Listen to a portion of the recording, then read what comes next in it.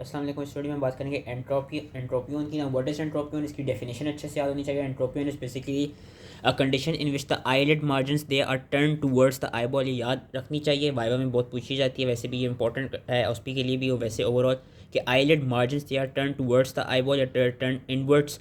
And इसकी types क्या होती हैं, क्लासिफिकेशन पता होनी चाहिए। एक कॉन्जेनिटल, एक एक्वायर्ड में फर्दर सीनाइल आ जाता है, साइकेट्रिशियल आ जाता है एंड स्पेस्टिक आ जाता है। एटियोलॉजी अगर देखी जाए तो बस मेन चीज़ इनके नाम आने चाहिए कि एक्वायर्ड में सिनाइल, साइकेट्रिशियल, स्पास्टिक आ रही हैं। और ये बस अलग से पता होना चाहिए कि जो सिनाइल होती है, जिसको इवोल्यूशनल भी कहते हैं, कॉमन होती है, ज़्यादातर वो लोअर आईलेट को इन्वॉल्व करती है। Of the as the name suggest, senile name suggest older people. ये देख भी सकते हैं कि लोअर आईलेट अंदर कोई भी एज रिजल्ट, ये जो आई एच एस भी ये भी अंदर को पॉइंट कर रही हैं।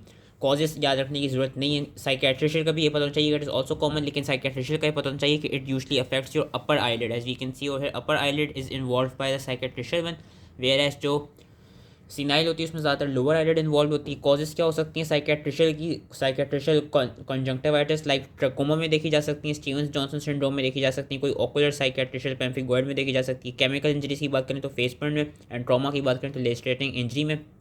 एंड जो स्पेस्टिक एंट्रोपियो में मेन नाम याद रखना है, लेकिन ये देखा जाता है कि due to spasticity of orbicularis oculi muscle या due to excessive contraction of the orbicularis oculi muscle in patients who have mild or unrecognized atrophy of the lower eyelid retractor, as result यही होता है कि फिर वो eyelid जो है क्या कर जाता है, eyelid margin sorry inward move हो जाता है। congenital नेम से जैसे congenital होगी, रेयर होती है, कोई डेवलपमेंटल डिफॉर्मिटी हो गई और टार्सल प्लेट की।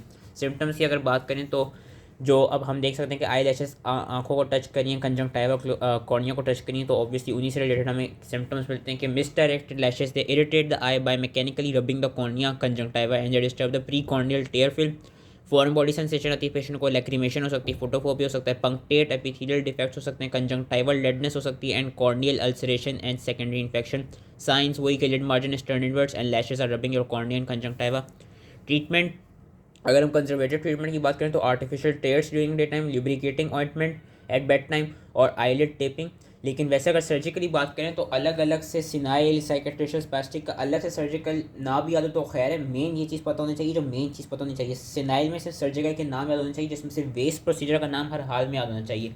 ठीक है कि सिनाइल एंट्रोपियन को हम किस तरह ठीक करते हैं, क्योंकि मोस्ट कॉमन यही है कि हम उसमें वेस्ट प्रोसीजर करते हैं। अलग से अगर कोई पूछ ले तो हम वेस्ट प्रोसीजर करते हैं, हम फॉक्स प्रोसीजर करते हैं, मॉडिफाइड व्हीलर्स ऑपरेशन करते हैं एंड ट्रांसवर्स एवर्टिंग सूचर्स हम लगा देते हैं।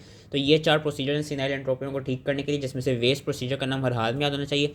साइकेट्रिशियल की अगर बात करें तो साइकेट्रिशियल के माइल्ड केसेस में हम टार्सल हिंज प्रोसीजर करते हैं। सिवियर केसेस में we basically replace the contracted conjunctival tissue by mucous membrane graft, हम ग्राफ्ट लगा देते हैं। और अगर स्पेस्टिक की बात करें तो स्पेस्टिक में first we would treat the cause which is causing स्पेस्टिसिटी।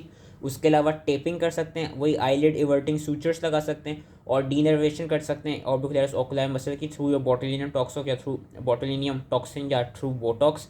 Surgery में आता है myectomy of orbicular muscle. And अगर कंजेनिटल की बात करें तो there is resection of the abnormal portion and placing the reminder in its normal portion. Congenital का ज़्यादातर रेयर ही होते हैं। मेन जो इसमें एक तो इसकी टाइप्स पता होनी चाहिए, डेफिनेशन इसकी हर हाल में आनी चाहिए, एंड इसकी ट्रीटमेंट में इसका जो सर्जिकल से प्रोसीजर्स के जो नाम बताए मैंने वो अच्छे से आने चाहिए, और ट्रीटमेंट इसकी जो कंजर्वेटिव है वो भी पता होनी चाहिए। तो आई होप ये समझ में आगे हो। Thank you.